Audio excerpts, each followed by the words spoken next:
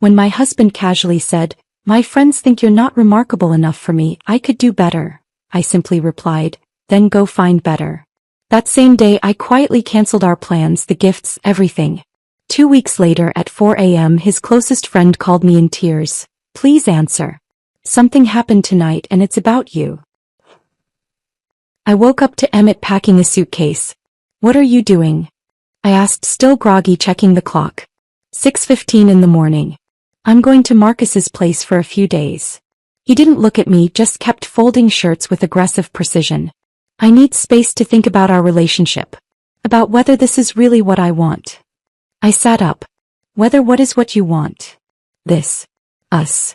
He gestured vaguely at our bedroom, at me, at the 7 years of marriage contained in furniture and framed photos. "You're a great person, Cora. But my friends have been asking questions. About why I'm with someone who doesn't really have ambitions. Someone who's just comfortable.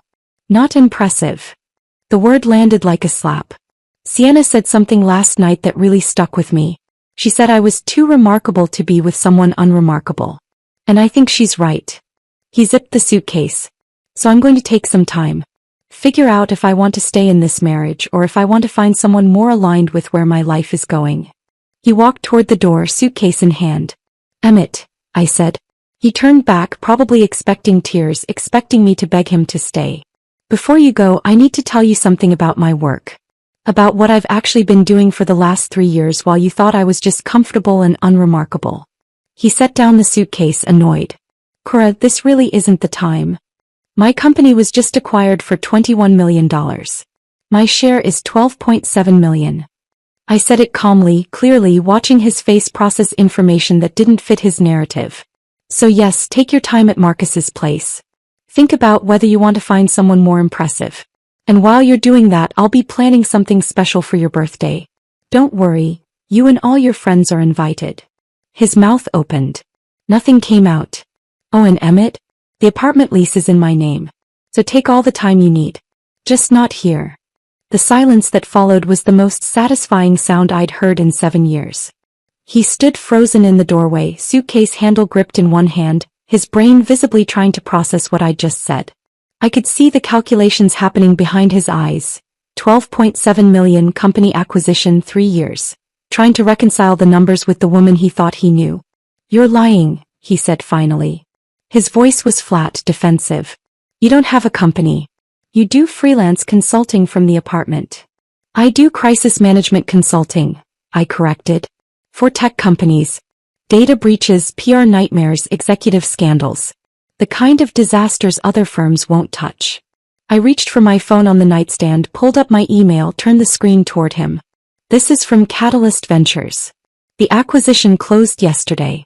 Would you like to read the wire transfer confirmation?" He didn't move. Didn't reach for the phone. Just stared at me like I'd suddenly started speaking a language he didn't understand. "My business partner's name is Maya Chin. We started the firm 3 years ago, right around the time you got that promotion you were so proud of. Remember? When you came home talking about your new title and your raise and how you'd finally made it." I set the phone back down. "I was happy for you. I made your favorite dinner. I listened to you talk about your success for 2 hours. I never mentioned that I'd just signed my first 7-figure client." "Why?" The word came out strangled. "Why wouldn't you tell me?" "I thought about that. Really thought about it. Because you were so proud of being the successful one," I said finally. "The breadwinner. The remarkable husband with the supportive wife. And I actually thought, that letting you have that narrative was what a good wife did. That making myself smaller so you could feel bigger was love." I got out of bed, walked past him to the closet.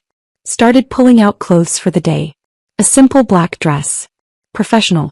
The kind of thing I wore to client meetings when I needed to project authority. "I supported you for 2 years after you finished grad school," I said, keeping my voice level. "While you were interning at firms that paid nothing. I paid our rent. I paid our bills. I never mentioned it because I thought that's what partners did." Emmett was still standing in the doorway, pale now, the suitcase hanging forgotten in his hand. "Last year when your firm restructured and cut your salary, I covered the shortfall. You were embarrassed, so I didn't make a big deal about it.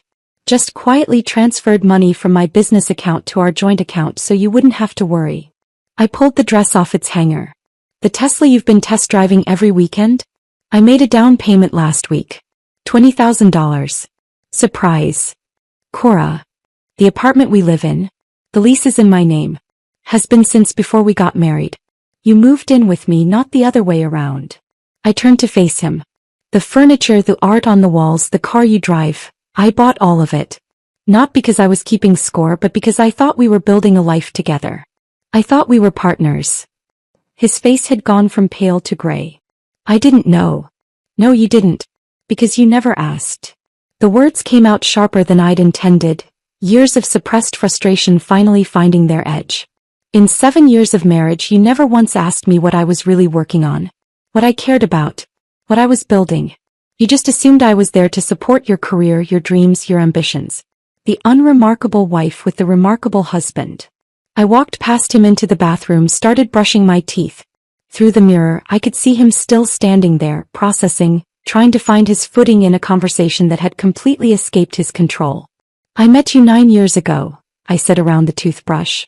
At that coffee shop in Portland. You were a grad student with big dreams about changing the world through architecture. You had this way of talking about buildings like they were living things, and I fell hard. I rinsed, set down the toothbrush. We got married at my parents' vineyard in Napa. Small ceremony, just family and close friends. I wore my grandmother's dress. You cried during your vows. You promised to see me, really see me for the rest of our lives. The memory sat between us like something tangible. For the first few years I thought you did see me. I thought we were happy. I worked my freelance consulting jobs, contributed to bills, supported your career. Made your favorite meals. Went to your work events. Smiled at your colleagues. Listened to you talk about your projects for hours. I met his eyes in the mirror.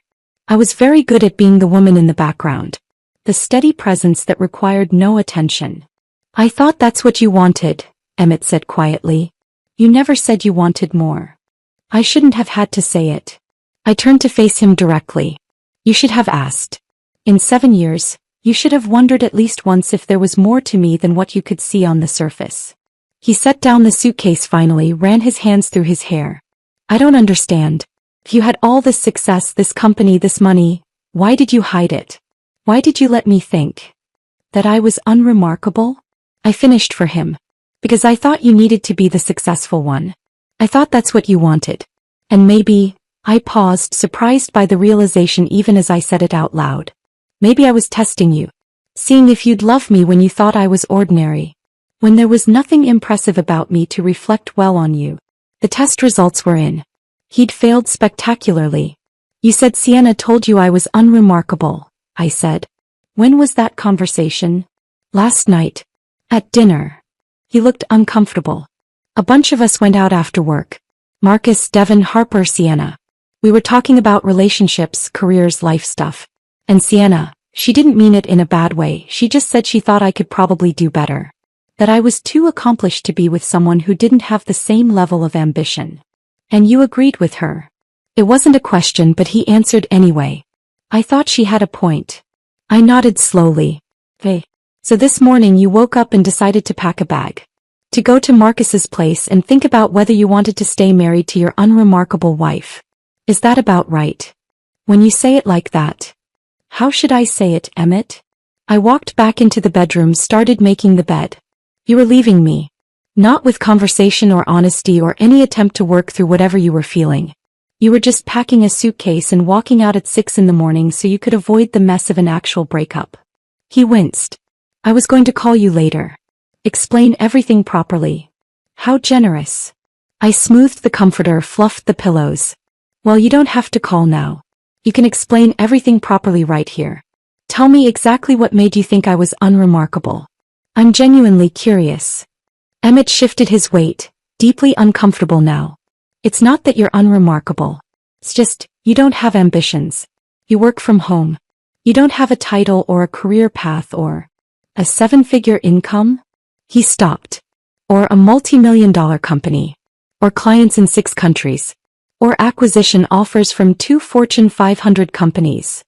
I sat down on the edge of the bed. Which part of that sounds unambitious to you? I didn't know about any of that. Because you never asked. I repeated it, letting it sink in. 7 years, Emmett. You never asked. The morning light was starting to filter through the blinds, casting stripes across the bedroom floor. Somewhere outside I could hear traffic building, the city waking up, people starting their ordinary days with their ordinary problems. My problem was no longer ordinary. "I want you to go to Marcus's place," I said finally. "I want you to take your time thinking about whether I'm remarkable enough for you. And while you're doing that, I'm going to be doing something too." "What?"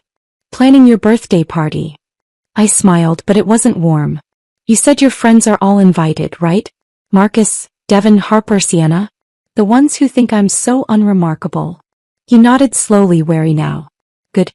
Because I already have a reservation at Atelier Rousseau for your birthday. I made it 4 months ago. Michelin-starred restaurant, 3-month waitlist, the works.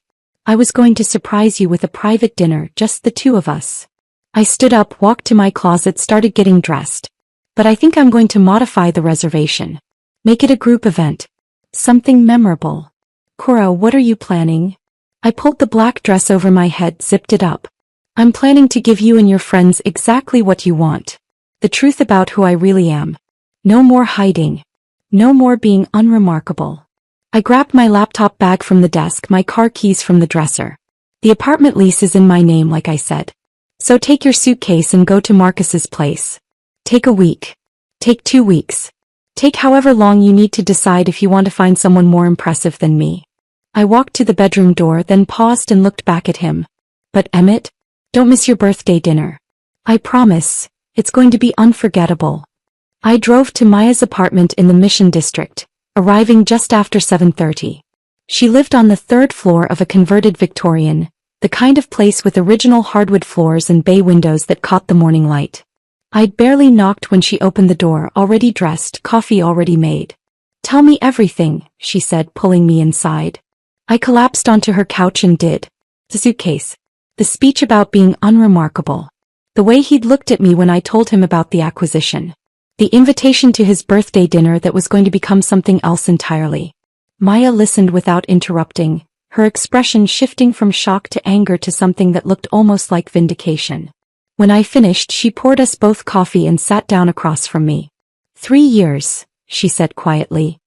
3 years you've been hiding what we built because you were afraid of how he'd react. I wasn't afraid. Yes, you were. You were terrified he'd feel diminished. That he'd be threatened. That he wouldn't be able to handle having a wife who was more successful than him. She set down her cup. And guess what? You were right. The second his friends questioned whether you were remarkable enough, he started packing a suitcase. The words stung because they were true. Maya and I had met in college freshman year, randomly assigned as roommates in a dorm that smelled like old carpet and ambition. She was studying computer science. I was studying business management.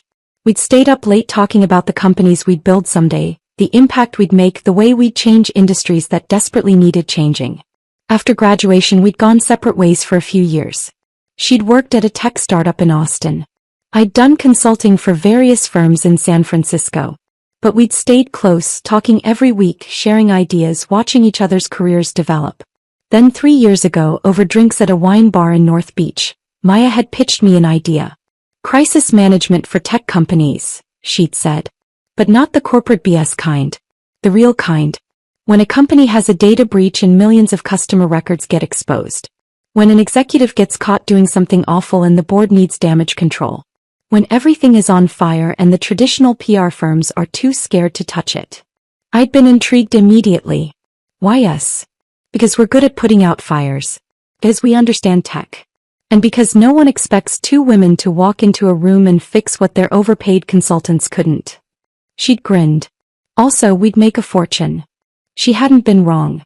We'd started small. Maya handled the technical side. Understanding the systems, the breaches, the vulnerabilities. I handled the people side. The executives, the boards, the carefully crafted statements that acknowledged problems without creating legal liability. Our first client had been a mid-size fintech company that had exposed 3 million users' financial data through a coding error. They'd hired us out of desperation after 2 other firms had turned them down. We'd fixed it in 6 weeks. Contained the PR damage. Implemented new security protocols. Turned a catastrophe into a case study in responsible crisis response. Word spread fast in the insular world of tech executives. By the end of year 1, we'd billed $800,000. By the end of year 2, $2.3 million. Last year, $4.2 million. We were expensive. We were discreet.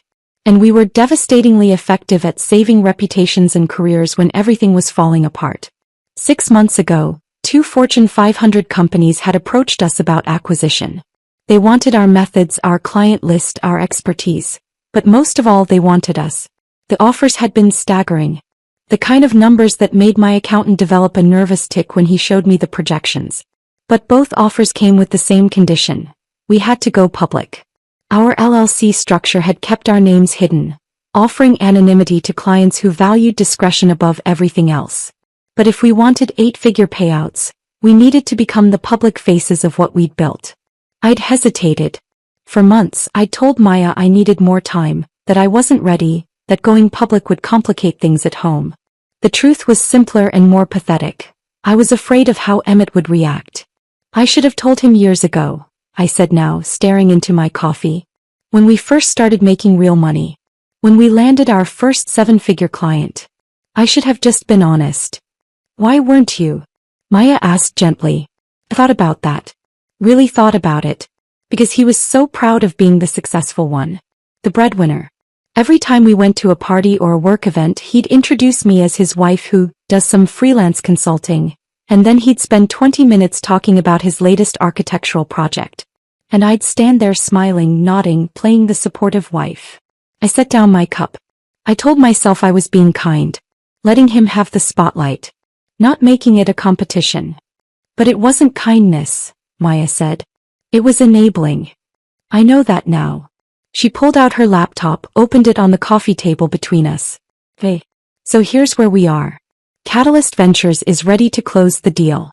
$21 million for 60% of the company. Your share after splitting, $12.7 million. Mine the same.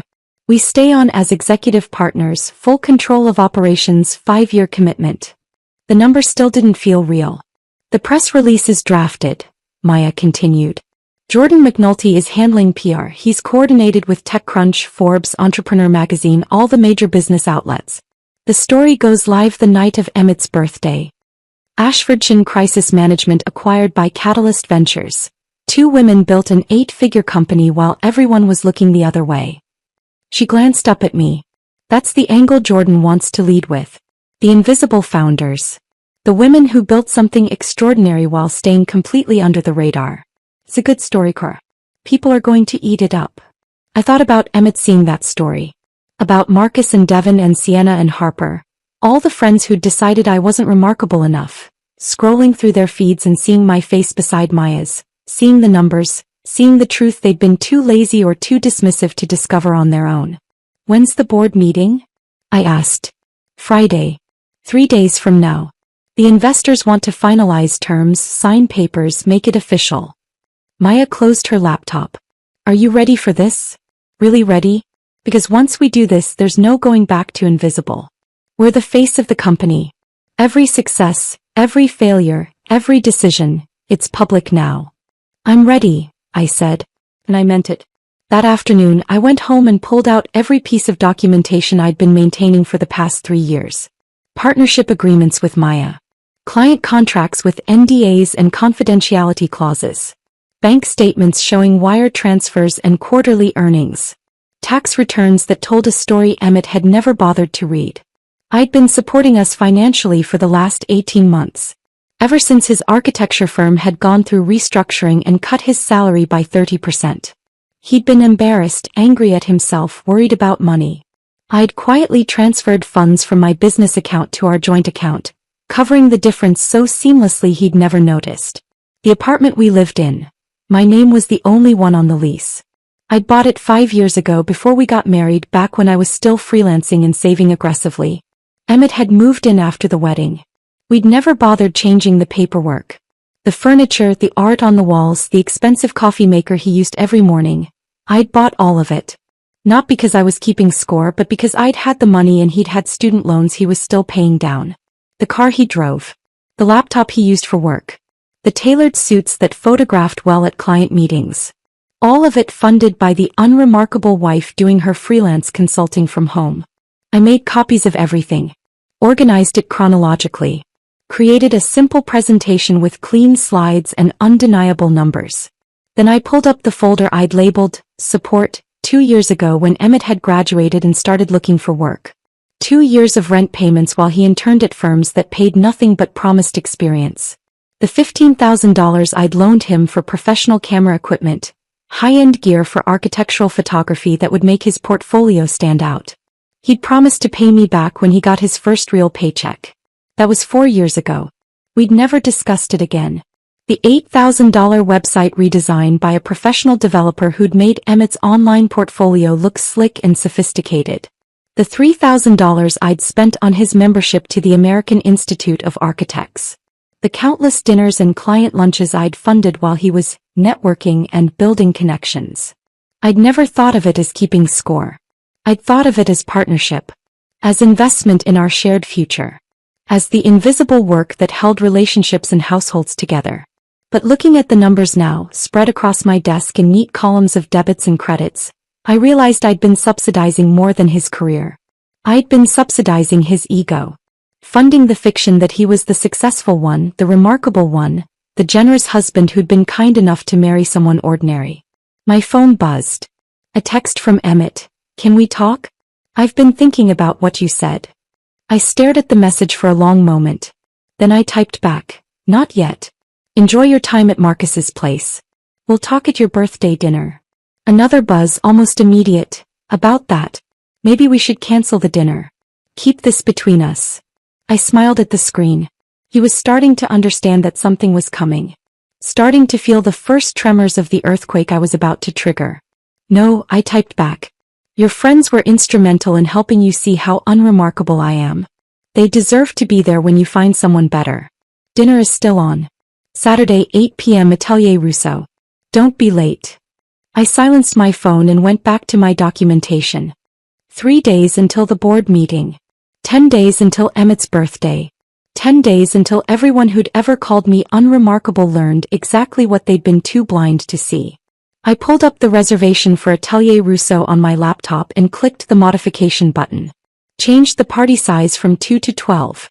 Added a note requesting the semi-private dining room with presentation capabilities. Then I called the restaurant directly. This is Cora Ashford. I have a reservation for the 15th. I'd like to make some special arrangements. The maitre d' at Atelier Rousseau was a woman named Colette, French accent still thick despite 20 years in San Francisco. She listened to my requests with the practiced neutrality of someone who'd seen everything. The semi-private dining room. Yes, we have availability for your date. And you'd like presentation equipment.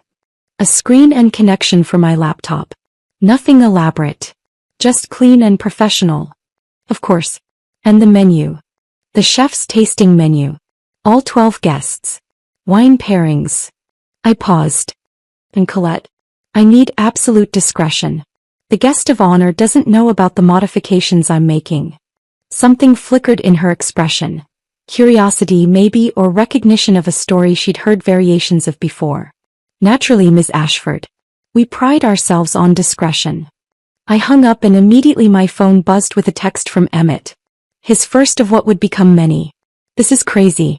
Can we please just talk? I set the phone face down on my desk and went back to work. Over the next 3 days the messages came in waves. 19 texts, each one revealing exactly how little he understood about what had broken between us. Day 1 was anger. You're being completely irrational about this. I was just being honest. That's what we're supposed to do in a marriage. Day 2 shifted to confusion. I don't understand why you're shutting me out. Can we at least talk like adults? This silent treatment is childish. By day 3 he'd moved to conciliation. I didn't mean it the way it sounded. You know how I get when I'm stressed. Work has been intense and my friends were just trying to help me process. Can we please just sit down and talk this through? I responded to exactly 0 messages. In my crisis management work, I'd learned that silence was often more devastating than confrontation. When companies faced scandals, the worst thing they could do was engage in back and forth with critics. It gave the story oxygen, kept it alive, allowed the narrative to spiral in unpredictable directions. Better to go quiet. Let the other side fill the vacuum with their own fears and projections. Let them imagine the worst possible scenarios. I could feel Emmett starting to panic by day 5. Please, Cora. Just tell me what I can do to fix this. I know I messed up. I know I said something hurtful. But we've been together 7 years. That has to count for something. Please. Day 6. Marcus says I should give you space, but I can't just sit here not knowing what you're thinking. Are you planning to leave me? Are you talking to a lawyer? Please just tell me what's happening. The mention of a lawyer was interesting. He was starting to understand this wasn't a fight. This was something else. Day 7. I drove by the apartment today. Your car was there, but you didn't answer when I knocked. I know you're home. I know you can hear me. This isn't fair, Cora. You can't just shut me out like this. Actually, I could. The apartment was mine. The lease was in my name. He had no legal right to be there, and I'd already changed the locks. A precaution Helen Voss had recommended during our first meeting. I'd met Helen on day 4, in her glass-walled office on the 42nd floor of a building in the financial district. Maya had recommended her with 7 words. She protects women's assets. She's ruthless. Helen was in her 60s, silver hair cut in a sharp bob, wearing a suit that probably cost more than most people's monthly rent. She had the kind of face that had seen every variation of human betrayal and wasn't impressed by any of it anymore. I'd brought copies of everything. The apartment lease, bank statements, tax returns, the paper trail of financial support I'd provided throughout our marriage. Helen spread the documents across her massive desk and studied them with the focus of a surgeon examining X-rays. This is unusual, she said after several minutes of silence. Usually, I'm helping women prove their non-financial contributions. Childcare, household management, emotional labor. Trying to argue that those things have value even if they don't show up in a bank account. She looked up at me. You're in the opposite position. You've been the breadwinner and he doesn't even know it. He knows now, I said. I told him the morning he was leaving. How did he react? Shock. Disbelief. He accused me of lying at first. Helen nodded, unsurprised. They usually do. Men like your husband build their identity around being providers. When that narrative collapses, they don't handle it well. She pulled out a legal pad and started making notes. California is a community property state. Anything acquired during the marriage is presumed to be jointly owned. But there are exceptions. She walked me through the specifics. The apartment was mine, acquired before marriage, lease never changed. That was separate property. My business was trickier. Maya and I had started it during my marriage, which meant Emmett could potentially claim a portion of its value. But, Helen said, tapping her pen against the pad, if you can demonstrate that you built the business with your own labor and capital, and that he made no contributions to its success, you have a strong argument for keeping it separate. Do you have documentation of how you funded the startup costs? Everything came from my personal savings. From before we were married. Good. And did he ever contribute financially to the business? Invest money? Provide loans? No. He didn't even know it existed until 4 days ago. Helen allowed herself a small smile. Even better. What about his career? Did you support him financially while he was building his? I told her about the 2 years of rent payments, the equipment loan, the website design, the professional memberships and networking events. Document all of it, Helen said.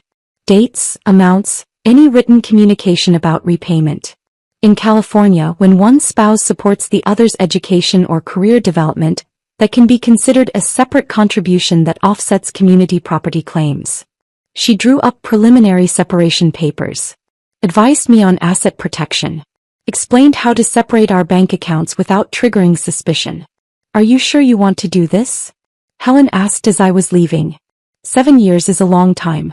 People say things they don't mean when they're stressed or influenced by friends. Sometimes marriage counseling can. 7 years of being invisible is long enough, I said. Helen studied me for a moment, then nodded. All right. I'll have the papers ready by early next week. But Ms. Ashford? Once you file, there's no putting this back in the box. Make sure this is really what you want. I thought about Emmett's suitcase. About the casual cruelty of being called unremarkable. About 7 years of making myself smaller so he could feel bigger. It's what I want, I said. On day 8, I met with Jordan McNulty at a cafe in the Mission. He was already there when I arrived, sitting at a corner table with his laptop open and 2 coffees waiting. Jordan was in his early 40s, perpetually dressed like he'd just come from a meeting with important people, which he usually had. He'd built his career managing product launches for tech companies, the kind of careful narrative construction that turns software releases into cultural moments. "You're finally doing it," he said when I sat down. "Going public with what you've built." I explained the situation. The marriage ending. The acquisition closing in less than 2 weeks. The birthday dinner I was planning for Emmett and his friends. Jordan listened without interrupting, his expression shifting from surprise to something that looked almost like admiration. "This is delicate," he said when I finished. "We can't make it look like you're announcing the acquisition to humiliate your husband. It has to be about the business. About you and Maya stepping into your power. The personal stuff, the marriage, the birthday dinner, that stays personal." "I'm not trying to humiliate him," I said. "I'm just done hiding." "I know. But the press won't see it that way if we're not careful. They'll make it about revenge, about a bitter wife getting back at her husband. That's not the story we want." He pulled up a draft press release on his laptop. Ashfordshire Crisis Management acquired by Catalyst Ventures. 2 women built an 8-figure company while everyone was looking the other way. We lead with the business achievement. The innovation. The fact that you've been handling some of the biggest tech crises of the last 3 years and nobody knew your names. That's the story. When does it go live? I'm thinking Saturday night. 11 p.m. After your dinner. He glanced at me. That gives you your moment with Emmett and his friends. Then while they're all processing what you told them, the press release hits. By morning it's everywhere. Tech blogs, business news, LinkedIn. The story becomes about your success, not about your marriage. Can you coordinate with Forbes? TechCrunch. Already have. They're hungry for this story. Secret female founders who built something massive? That's catnip for business press right now. He closed his laptop. "But Cora, I need you to understand something. Once you're visible, you can't go back to invisible. People will have opinions about you. About your business. About your marriage. They'll dissect your life on social media. Are you ready for that?" I thought about the last 7 years. About introducing myself as Emmett's wife at parties and watching people's eyes glaze over with disinterest the moment they learned I just did some consulting. About being remarkable in secret because I was afraid of what visibility would cost. "I'm ready," I said.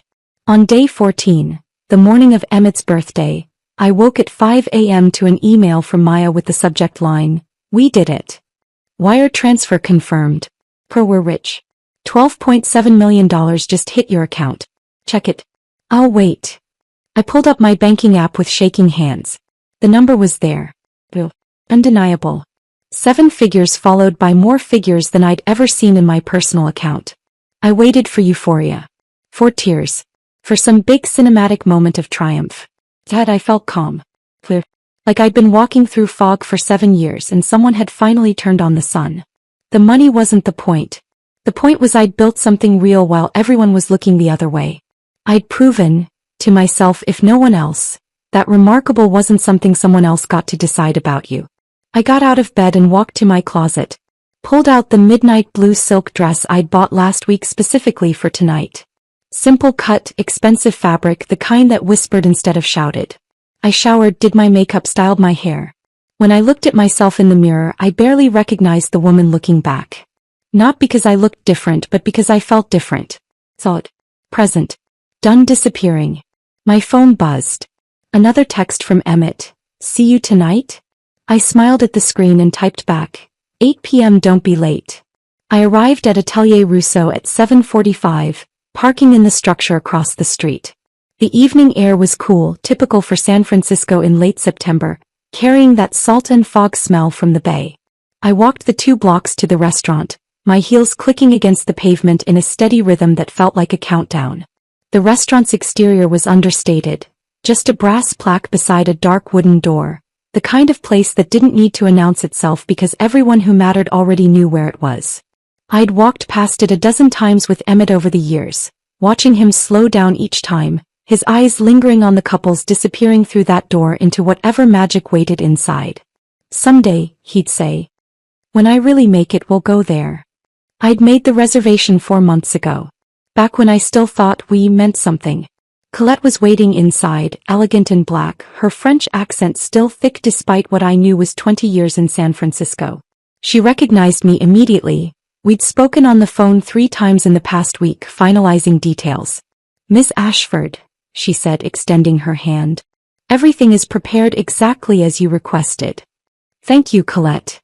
She led me past the main dining room, past tables of well-dressed couples speaking in low voices over wine that cost more per bottle than most people's weekly groceries. We went through a corridor lined with black and white photographs of the Parisian food markets, then through a door into the semi-private dining room I'd reserved. It was perfect. The table was set for 12 champagne flutes catching the light from the Edison bulbs overhead. The menus were already placed. I'd pre-selected the chef's tasting menu, 7 courses, wine pairings with each. In the corner, discreet but visible, was the screen and projector I'd requested, already connected to the restaurant's Wi-Fi network. "The presentation equipment is ready," Colette said. "You'll be able to connect directly from your laptop. And I've briefed the sommelier. Champagne will be poured when you give the signal." I pulled out my laptop, tested the connection. The first slide appeared on the screen, a simple title slide with my company logo. I advanced through the presentation quickly, making sure everything was in order. The acquisition announcement, the financial documentation, the timeline of support. All of it clean, professional, undeniable. "Perfect," I said, disconnecting. "I'll reconnect when I'm ready. Will you be joining the party immediately, or would you prefer to wait at the bar?" "The bar," I said. "I want to watch them arrive." Colette led me back to the main room and settled me at the far end of the bar, positioned so I could see the entrance and the corridor leading to the private dining room. She placed a glass of sparkling water in front of me without asking. "For clarity," she said quietly, and I appreciated her understanding. I needed to be clear tonight. Present for every moment of what was about to happen. The first guests arrived at 7:53. Marcus and Devin, Emmett's college roommates, both of them dressed in suits that screamed finance money. Marcus had put on weight since I'd last seen him at a barbecue 2 summers ago. Devin had shaved his head, probably trying to get ahead of the balding that was clearly winning. They looked around with confusion, checking their phones, comparing notes. Through the window, I watched them show each other their text messages. Invitations I'd sent from an unknown number claiming to be from Emmett. Colette greeted them smoothly, confirmed they were here for the Ashford party, and led them to the private dining room. I watched their faces as they passed. Curiosity, uncertainty, the beginning of that social anxiety that comes from not knowing what role you're supposed to play. Harper arrived next at 7:57, Emmett's colleague from Morrison and Associates. I'd met her exactly 3 times in 7 years. Twice at company holiday parties and once at a dinner celebrating Emmett's promotion. She was the kind of woman who dressed like she was perpetually on her way to an important meeting. Sharp blazer, crisp blouse, heels that added 3 inches but somehow still looked practical. She greeted Marcus and Devin with the kind of professional warmth that didn't quite reach genuine friendship, and I realized she probably didn't know them well either. We were all supporting players in Emmett's life, kept carefully separated so we never compared notes. At 8 o'clock exactly, Sienna walked in. I'd never met her in person, but I recognized her from the photos Emmett had shown me. Tall, blonde, the kind of pretty that looked expensive to maintain. She was wearing a dress that probably cost what most people spent on rent. Emerald green, fitted, the kind that demanded attention in any room. This was the woman who'd told Emmett I was unremarkable. The friend whose opinion had mattered more than 7 years of marriage. I watched her greet the others with easy confidence. Watched her laugh at something Marcus said, watched her settle into the room like she belonged there. Like this was her party, her celebration, her stage. Not for long. Colette offered champagne. Sienna accepted. The others followed suit. They clustered in the private dining room, visible through the glass partition, their body language shifting from confusion to that forced social energy people adopt when they're not sure what's happening but don't want to seem uncool. I checked my phone. 8:02. Emmett was late. Then the door opened and there he was. He stood in the entrance for a moment, scanning the restaurant, and I watched the confusion bloom across his face when he spotted his friends through the glass. He pulled out his phone, checked it like he might have missed a message explaining what was happening. He was wearing the charcoal suit I'd bought him 18 months ago when he'd made senior design lead. The one I'd had tailored specifically to his measurements at a shop in North Beach that charged $200 just for the alterations. The Italian leather shoes I'd given him last Christmas, the ones he'd worn to every important meeting since then. He looked successful. Polished. Like a man who had his life figured out. I knew exactly how much of that image I'd funded. His eyes swept the room searching and finally landed on me at the bar. I watched him process it, his wife alone watching him, something unreadable in her expression. He started walking toward me, his face cycling through emotions. Confusion gave way to hope, hope tinged with uncertainty, uncertainty bleeding into the beginning of fear as he registered something in my posture that told him this wasn't going to be the reconciliation he'd convinced himself was coming. "Cora," he said when he reached me. "What's going on? Why are Marcus and Devin here? And Sienna?" "It's your birthday dinner," I said calmly. "I invited the people whose opinions matter most to you. But I thought you said we should talk. I thought it would be just us. We will talk. In front of your friends. The ones who helped you see how unremarkable I am." I stood up, smoothed my dress. "Come on. Everyone's waiting." I started walking toward the private dining room. Behind me, I heard Emmett following, his footsteps hesitant, his breathing slightly elevated. He was starting to understand that something was wrong, that the script he'd written in his head wasn't the one I was about to perform. Colette opened the door to the private dining room. The conversation inside stopped as everyone turned to look at us. I watched Sienna's expression shift from curiosity to something more guarded. Watched Marcus and Devin exchange a glance. Watched Harper set down her champagne glass with careful precision. "Thank you all for coming," I said, stepping into the room with the authority I usually reserved for boardrooms full of panicking executives. "Please everyone sit. I wanted to celebrate Emmett's birthday with the people who matter most to him." Emmett entered behind me, still confused, looking between his friends and me like he was trying to solve a puzzle with pieces that didn't fit. "Cora, what is this?" His voice carried an edge of desperation.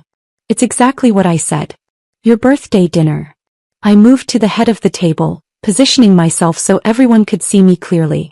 2 weeks ago, you told me your friends think I'm not remarkable enough for you, that you could do better. I thought your friends should be here when you find out exactly how remarkable I've been." I saw the moment it registered. The way his face went pale. The way his hands clenched at his sides. Sienna shifted uncomfortably in her seat. Marcus wouldn't meet my eyes. Devin suddenly became very interested in the menu in front of him. Only Harper looked directly at me, her expression unreadable, like she was watching a play and wasn't sure yet whether it was tragedy or comedy. "Everyone here has champagne except you and me," I said, looking at Emmett. "Should we get glasses? We have so much to celebrate." Colette appeared silently at the door, 2 champagne flutes on a tray. She set them down at the remaining 2 seats, one at the head of the table where I stood, one beside it where Emmett was still frozen. "Please," I gestured to his chair. "Sit. This is your party after all." He sat slowly, like a man walking into a trap he could see but couldn't avoid. The room was completely silent except for the soft sound of champagne being poured, bubbles rising in crystal, the anticipation thick enough to taste. I picked up my glass and smiled at the table full of people who'd decided I wasn't worth noticing. "Shall we begin?" The sommelier moved around the table with practiced efficiency, filling 12 champagne flutes with golden liquid that caught the light like promises about to be broken. I stood at the head of the table, perfectly still, watching bubbles rise in crystal while Emmett remained frozen halfway between standing and sitting, his confusion hardening into something closer to dread. When the last glass was filled and the sommelier had retreated through the door with a discreet nod, I let the silence stretch. Let it become uncomfortable. Let everyone in that room marinate in their uncertainty for exactly 15 seconds before I spoke. 2 weeks ago, I began, my voice level and clear. Emmett came home and told me that his friends think I'm not remarkable enough for him. That he could do better. The words landed like grenades. Sienna's face drained of color so fast I thought she might faint. Marcus suddenly developed an intense interest in the napkin folded on his plate. Devin's jaw tightened. Harper, the only person in the room who looked genuinely surprised rather than guilty, turned to stare at Emmett with an expression I couldn't quite read. "And you know what?" I continued, keeping my tone conversational, almost light. "He was absolutely right." I saw the confusion ripple through the room. This wasn't the script anyone had expected. I'm not remarkable enough. I'm remarkable in ways he never bothered to notice. In ways none of you bothered to ask about. I pulled out my phone, connected it to the screen in the corner. The first slide appeared, clean, professional, undeniable. This is my company. Ashfordshire Crisis Management. The logo filled the screen. Simple. Elegant. Professional. For 3 years, while Emmett was collecting his architecture awards and introducing me at parties as his wife who does some freelance consulting, my business partner Maya and I have been running a boutique crisis management firm specializing in tech companies. I advanced to the next slide. A list of services, carefully worded to protect client confidentiality but specific enough to convey scope. We handle the disasters other consultants won't touch. Data breaches affecting millions of users. PR nightmares involving executive misconduct. Corporate scandals that could destroy companies if mishandled. We're discreet, we're effective, and we're very, very expensive. Next slide.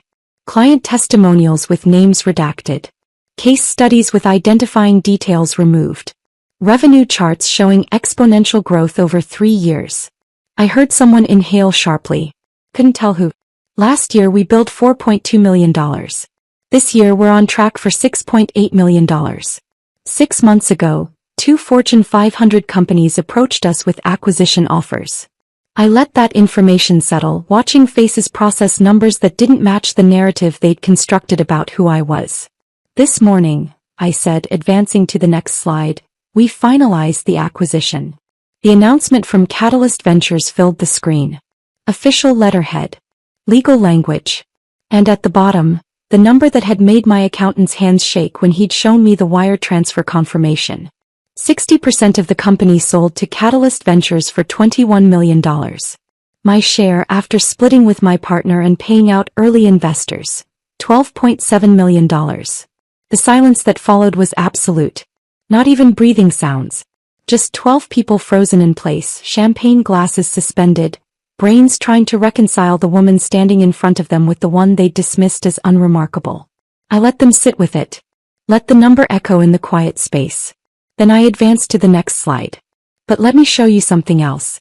Because the remarkable thing isn't just what I built. It's what I built while everyone assumed I was building nothing. Bank statements appeared on the screen. My account and our joint account, side by side, showing monthly transfers for the last 18 months. These are the deposits I made to cover our household expenses after Emmett's firm restructured and cut his salary by 30%. He was embarrassed about the pay cut, so I quietly transferred money from my business account to our joint account. Enough to cover the shortfall so he wouldn't have to worry. Emmett made a sound, something between a gasp and a groan. I didn't look at him. Kept my eyes on the screen, on the evidence that couldn't be argued with. Next slide. Rent receipts from 5 and 6 years ago. These are from the 2 years after Emmett finished grad school. While he was interning at architecture firms that paid nothing but promised experience, I paid our rent. Both of us. For 24 months. Next slide. A bank transfer for $15,000. This is the loan I gave Emmett for professional camera equipment. High-end gear for architectural photography to make his portfolio stand out. The loan agreement said he'd repay it when he got his first real paycheck. That was 4 years ago. We never discussed it again. I could feel Emmett staring at me, could sense the weight of his gaze, but I kept my focus forward. Next slide.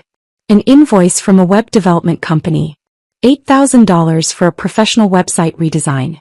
His portfolio site, the one that helped him land his job at Morrison & Associates. Next slide. Another invoice. $3,000 for his membership in the American Institute of Architects. Professional development courses. Networking events. Materials for presentations. Slide after slide. A paper trail of support that had been invisible because I'd never demanded recognition for it. Never mentioned it. Never held it over him. The receipts added up in real time on the screen. Dinners I'd paid for while he was networking.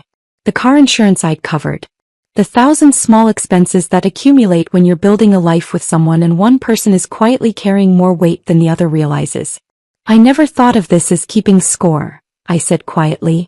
I thought of it as partnership, as love, as the invisible work that holds households together. I finally looked at Emmett. His face was gray, his hands gripping the edge of the table like he needed something solid to hold on to. But looking at these numbers now, I realize what I was actually doing. I was subsidizing your ego. Funding the fiction that you were the successful one, the breadwinner, the remarkable husband generous enough to marry someone ordinary. I turned to face the whole table. And all of you helped maintain that fiction. Because it was easier to assume I was unremarkable than to ask what I actually did. Easier to judge me for not having an impressive job title than to wonder if maybe I was building something you couldn't see. Sienna was crying silently, tears running down her face unchecked. Marcus had his head in his hands. Devin was staring at the table like he wanted it to swallow him. Harper was still looking at Emmett with that unreadable expression. Something between disappointment and disgust.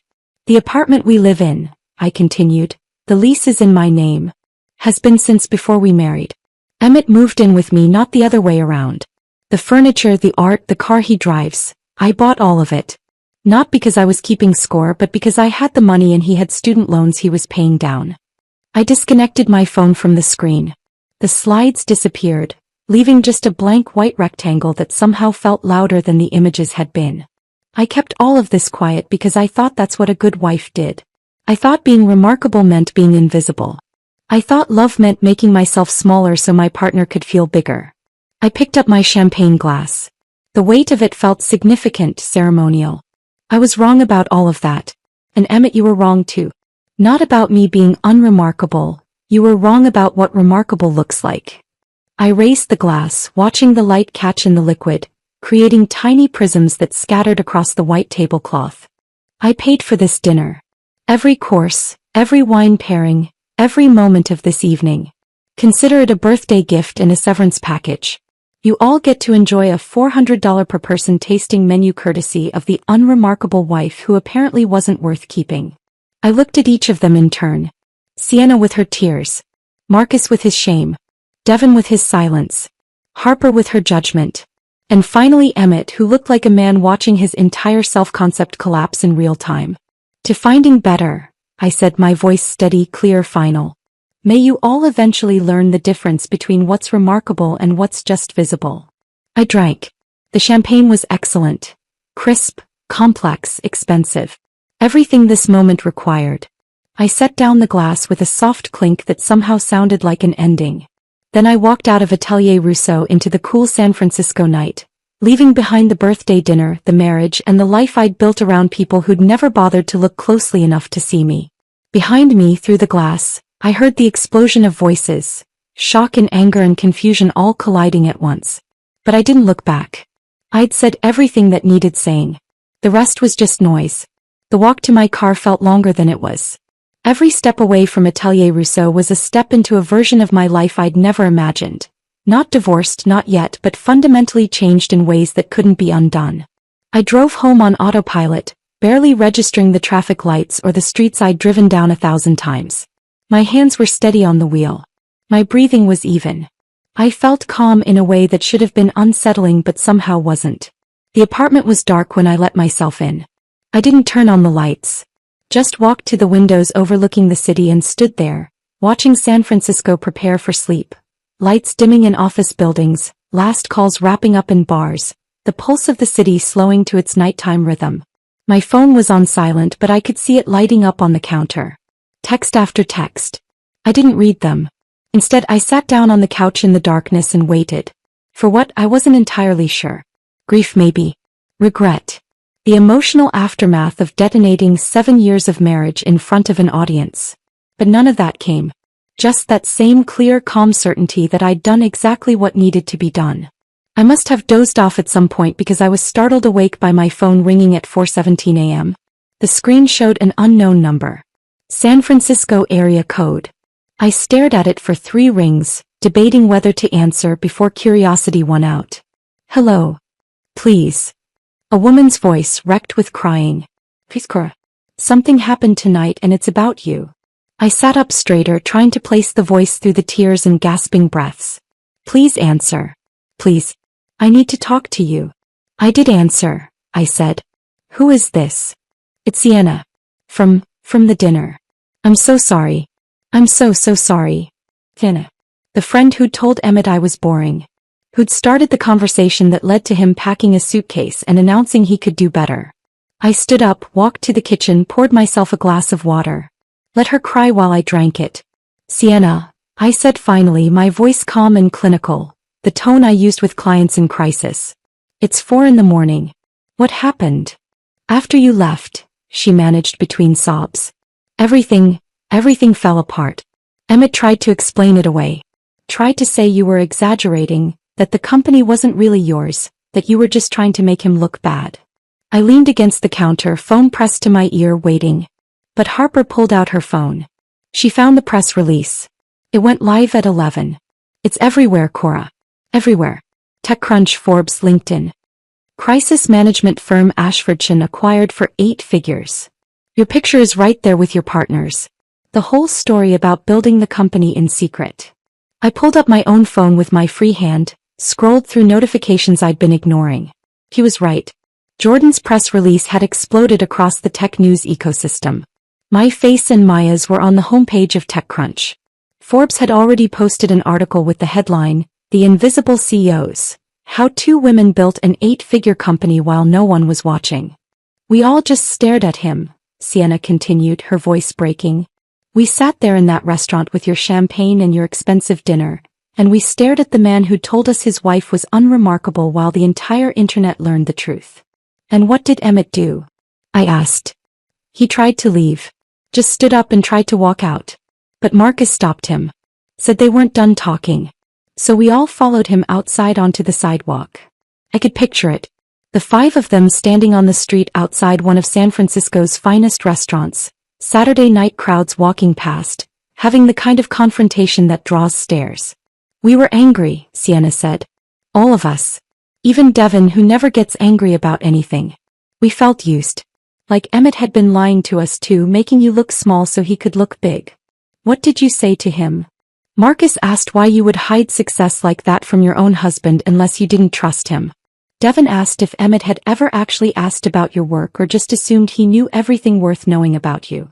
She paused, struggling to control her breathing. And Emmett couldn't answer. He just stood there with his mouth opening and closing, and he couldn't answer. I heard muffled sounds in the background, Sienna blowing her nose, trying to pull herself together. Harper was the worst, she continued. She just looked at him with this expression of complete disgust and said, You've been living off your wife's money while telling us she was nobody. And that's when Emmett broke down. Broke down how? Crying. Right there on the sidewalk. Started saying he didn't know that you'd hidden it from him, that it wasn't fair for you to ambush him like that in front of everyone. Sienna's voice dropped to almost a whisper. But Marcus said something that shut him up completely. What did Marcus say? He said, Did you ever ask? In 7 years of marriage, did you ever ask your wife what she was really working on, what she cared about, what she was building? Or did you just assume she was there to applaud you? The question hung between us through the phone line. The same question I'd been asking myself for weeks now. Had Emmett ever really asked? Had he ever looked at me and wondered if there might be more beneath the surface than what he could see? The answer was obvious and painful. No. He never had. He didn't have an answer to that either, Sienna said. Just stood there crying while people walked past staring at us. Eventually Harper called him a car. Told him to go to Marcus's place like he'd planned and think about the kind of person he'd become. Is that why you're calling? I asked. To give me updates on Emmett's breakdown? No. I'm calling because, she broke off, crying harder. Because I need you to know we were wrong. So completely, devastatingly wrong. About you. About what remarkable looks like. About everything. I waited for her to continue. I started that conversation, she said. At dinner 2 weeks ago. We'd all had too much wine and we were talking about relationships and careers and life stuff. And I said, God, I said you were sweet but boring and maybe Emmett should think bigger. Maybe he should be with someone more ambitious, more exciting, someone who matched his level of success. And everyone agreed, I said. Not a question. Yes. Everyone agreed. Because it was easy to look at you and make assumptions. Easy to see a quiet wife at work events and think she must not have anything interesting going on. Easy to never ask questions. Sienna, I said, my voice harder now. Why are you calling me at 4 a.m? Because Emmett is destroyed and I don't know if he's crying because he hurt you or because everyone knows the truth now. And I need to know which one it is. I need to know if there's any part of him that actually feels bad for what he did to you or if he's just embarrassed that everyone found out. I thought about that distinction. The difference between remorse and regret. Between feeling sorry for the harm you caused and feeling sorry for the consequences you're facing. Those are two very different things, I said. Yes. Sienna's voice was small. They are. And I don't think it's the first one. You're probably right. Is there any chance, she asked suddenly, desperately, any chance you could forgive him? That you could try again? He's been texting all of us saying he understands now, that he sees what he did, that he wants to make it right. I walked back to the window, looked out at the city starting to wake up. Early morning joggers. Delivery trucks. The sun just beginning to lighten the sky from black to deep blue. No, I said. There isn't a chance. But if he's really learned, if he's really changed. Sienna, he didn't change. He got caught. There's a difference. I leaned my forehead against the cool glass. And even if he had changed, even if this somehow transformed him into a person capable of seeing me clearly, I don't want to be there for his transformation. I don't want to be the test case for his growth. So it's really over? It was over the moment he packed that suitcase, I said. Everything since then has just been epilogue. She was quiet for a long moment. Then, what you did tonight, showing us all the truth like that, was it revenge? I considered the question honestly. No, I said finally. It wasn't revenge. Revenge requires wanting someone to suffer. I didn't want that. I just wanted people to stop living in the comfortable fiction Emmett had built. I wanted the truth to be visible. Well, it is now, Sienna said softly. Very, very visible. Good. Cora. Her voice was tentative now, like she was afraid to ask but needed to anyway. Do you hate us? For what we said, for how we talked about you? No, I said, surprising myself with the honesty of it. I don't hate you. I just don't think about you at all anymore. That seemed to land harder than hatred would have. I have to go, I said. It's late. Or early. Whatever this is. Thank you. For answering. And I'm sorry. For all of it. I know, I said. But Sienna, don't call me again. I hung up before she could respond. The sky was definitely lighter now. Morning coming whether I was ready for it or not. I looked at my phone, at the 53 unread messages, at the notifications from news sites and LinkedIn and people I hadn't heard from in years suddenly reaching out to congratulate me. I turned the phone off completely. Then I went to bed and slept better than I had in months. I woke up at 11:30 to sunlight streaming through windows I'd forgotten to cover and the persistent buzz of my phone vibrating against the nightstand. For a moment I didn't remember where I was or why I felt simultaneously exhausted and wired. Then it all came back. The dinner. The presentation. Walking out of Atelier Rousseau. Sienna's 4 a.m. phone call. I reached for my phone and immediately regretted it. 53 unread emails. 27 missed calls.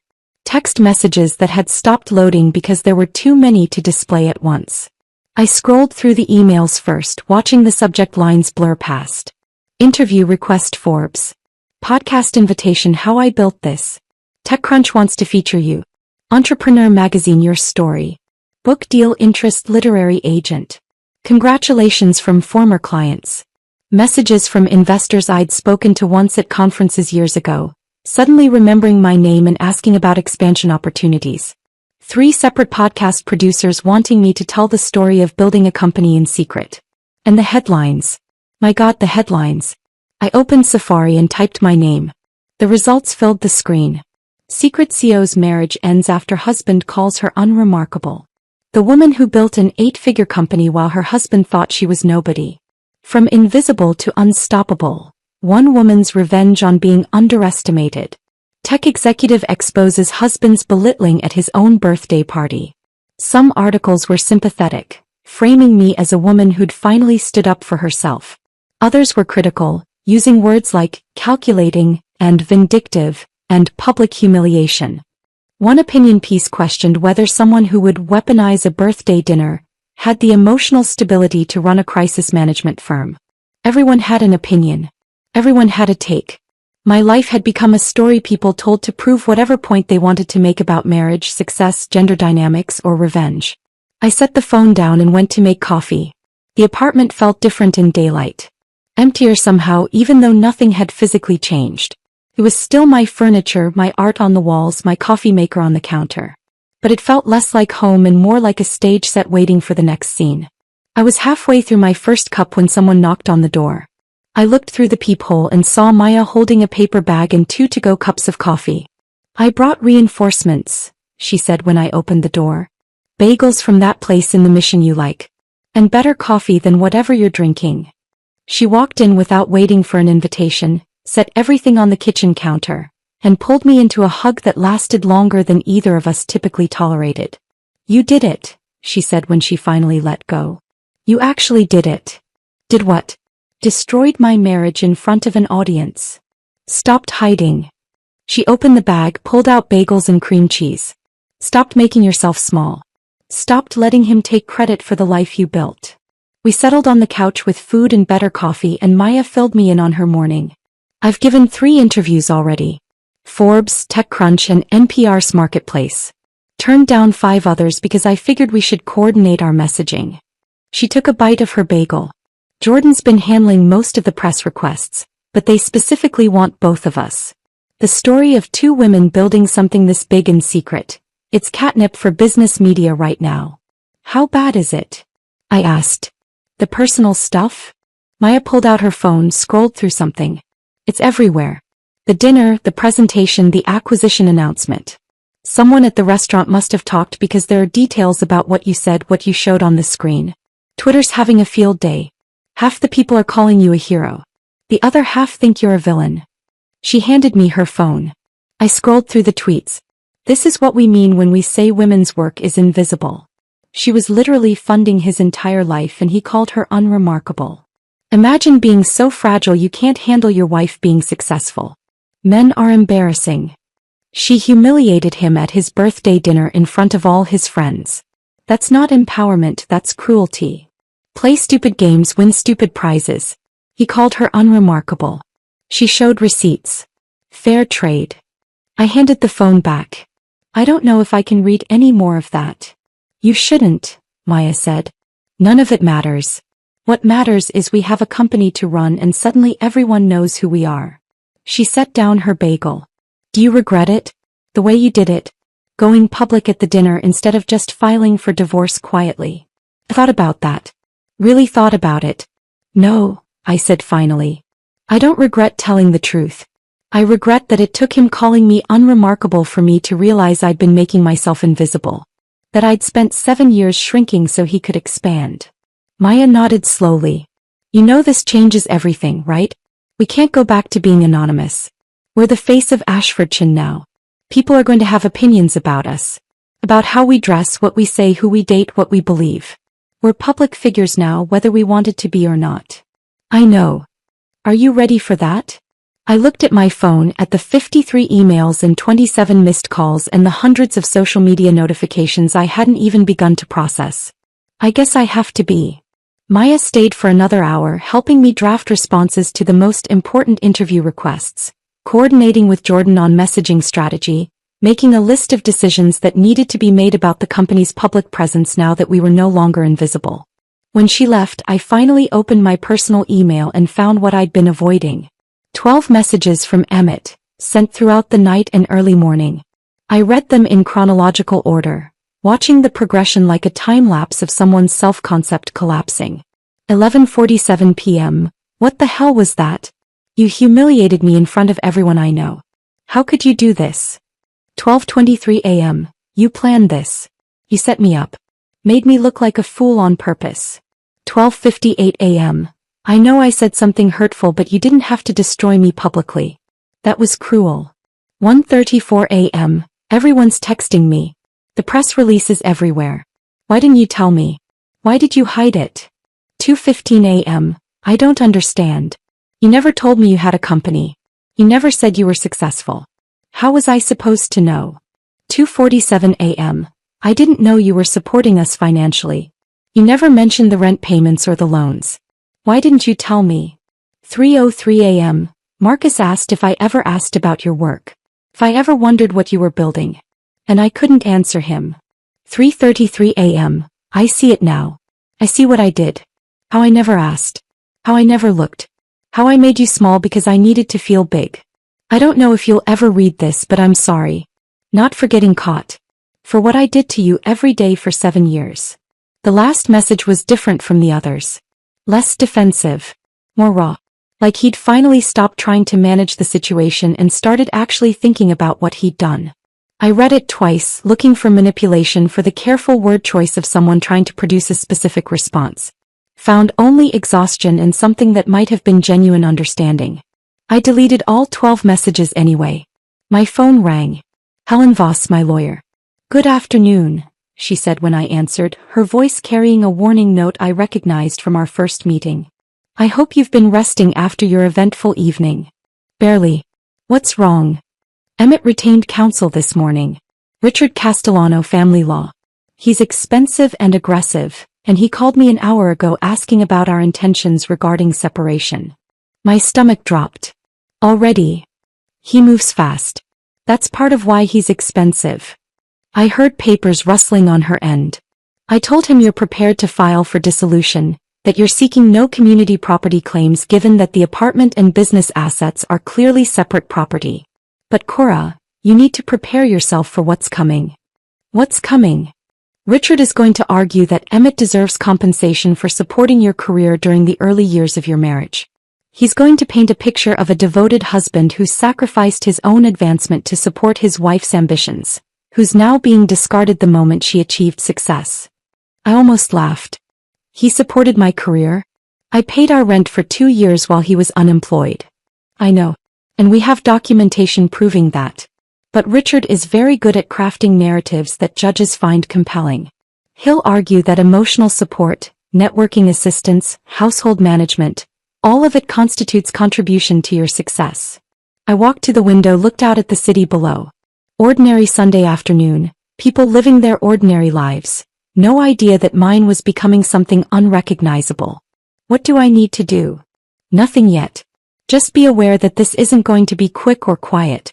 Richard will fight for a settlement. He'll probably leak things to the press to pressure you. He'll make this as public and painful as possible if he thinks it'll get you to pay out. Let him try, I said. I have 7 years of documentation. Bank statements. Loan agreements. Receipts for every dollar I spent supporting Emmett's career while he was telling people I was unremarkable. If Richard wants to make this public, we'll make it very public. Helen was quiet for a moment. That's a dangerous game, Cora. Divorce proceedings that play out in the media rarely end well for anyone. Neither does staying invisible, I said. After we hung up, I sat on the couch with my cold coffee and thought about what came next. Legal battles. Media scrutiny. Every detail of my marriage and my business dissected by strangers with opinions. My phone buzzed. A text from Jordan. CNN wants you for an interview tomorrow. Morning segment. Are you ready for television? I looked at my reflection in the darkened TV screen across the room. Messy hair. No makeup. Wearing yesterday's clothes that I'd fallen asleep in. I didn't look ready for television. Didn't look ready for any of this. But ready or not, I was already in it. Yes, I typed back. Send me the details. Because if I was going to be visible, I might as well be impossible to miss. The CNN interview aired on a Tuesday morning. I watched it from the green room of a podcast studio in Oakland where I was scheduled to record next, my phone muted, coffee going cold in my hand. The host asked predictable questions about the acquisition, about building a company in secret, about what it felt like to finally step into the spotlight. I'd given careful answers, the ones Jordan and I had rehearsed, professional, measured, focused on the business rather than the personal drama everyone actually wanted to hear about. But then she'd asked the question I hadn't prepared for. Do you think your husband ever loved you? I'd paused on screen and I watched myself now in that pause, seeing something flicker across my face that I couldn't quite name. I think he loved the version of me that fit into his story, I'd said finally. The question is whether that counts as love at all. The clip went viral within hours. By afternoon, it had been turned into memes, quoted in think pieces, debated on Twitter by people who'd never met either of us but had strong opinions about what love should look like. That was 8 weeks ago. Now it was early December and I was standing in the new offices Maya and I had leased in the financial district 43rd floor, looking out at the bay through floor-to-ceiling windows that made the whole city look like something we owned. The space was everything we'd dreamed about during those late nights 3 years ago when we were still building in secret. Exposed brick walls. Open floor plan with standing desks and collaborative spaces. A conference room with a view so stunning that clients sometimes lost their train of thought mid-sentence, distracted by the bridge and the water and the sense that they were making decisions at the top of the world. We had 40 employees now. Actual staff with business cards and email signatures and 401k plans. Clients in 6 countries. Revenue projections that made the $21 million acquisition price look quaint. Maya found me at the window, 2 coffees in hand. She passed me one without speaking and we stood there together watching the city move below us. Forbes article is live, she said finally. I pulled out my phone. There it was. The Invisible Powerhouses. How Cora Ashford built an 8-figure company while her husband thought she was unremarkable. The headline made me wince. I'd asked them to focus on the business, on the work Maya and I had done, on the innovative approach we'd taken to crisis management. But editors loved a personal angle, and my personal angle had become the story everyone wanted to tell. It's good, Maya said. Really good. They focused on the company, on our client success stories, on the methodology we developed. The personal stuff is just context. I scrolled through the article. He was right. It was well written, fair, comprehensive.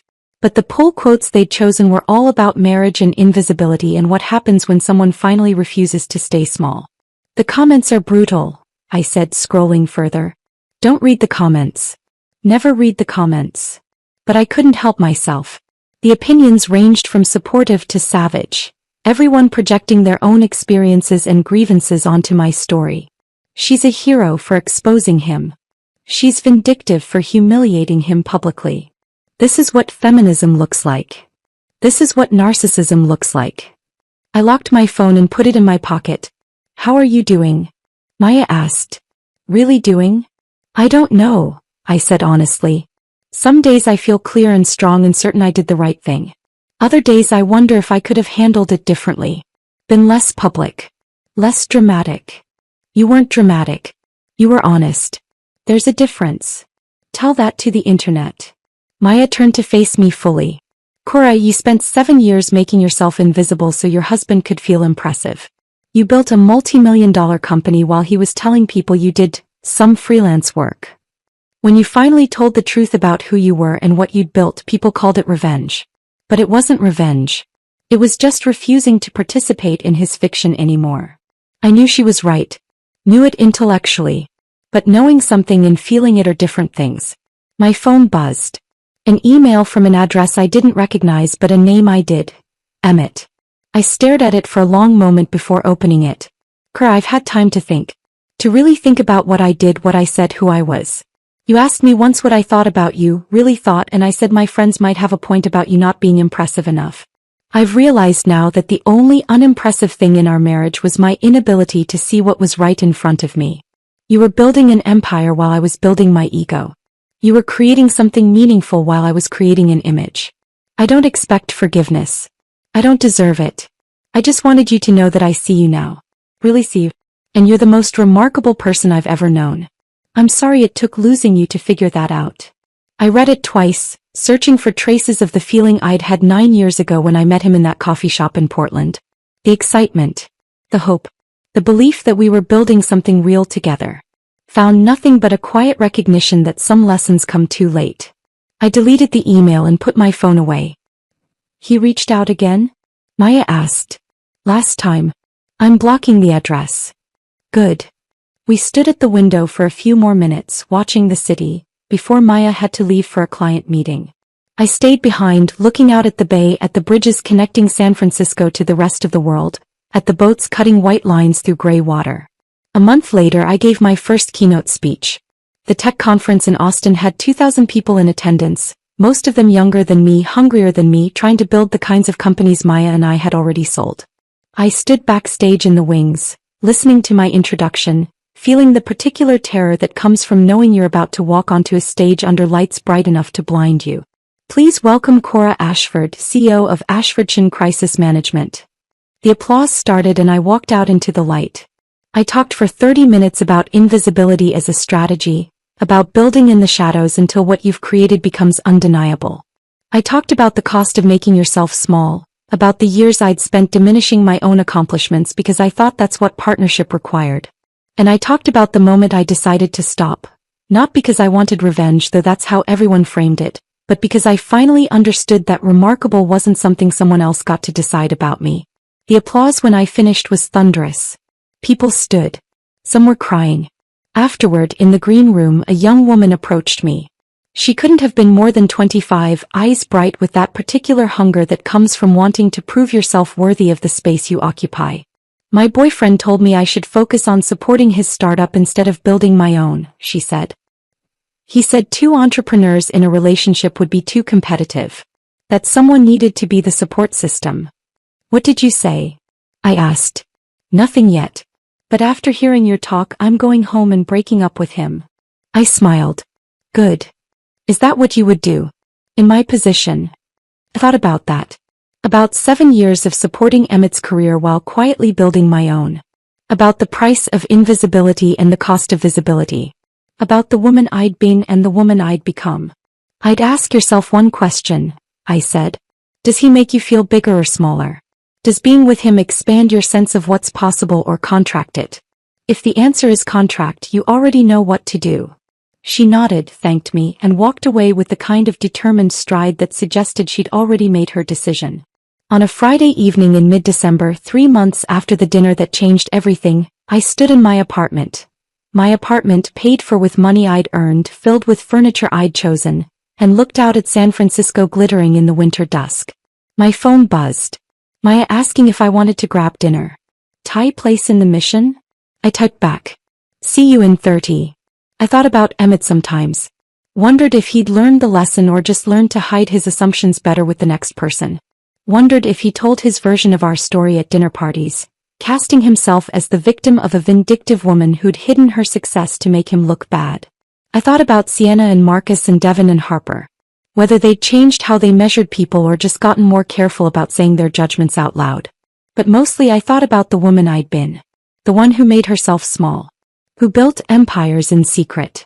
Who believed love meant disappearing until there was nothing left of yourself but the reflection in someone else's eyes. And I thought about the woman I'd become. Visible.